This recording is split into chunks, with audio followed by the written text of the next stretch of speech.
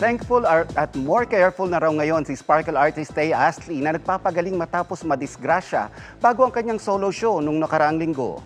Sa social media post, ibinahagi ng The Clash Season 2 first runner-up na nadulas siya sa kanyang banyo noong madaling araw ng March 27.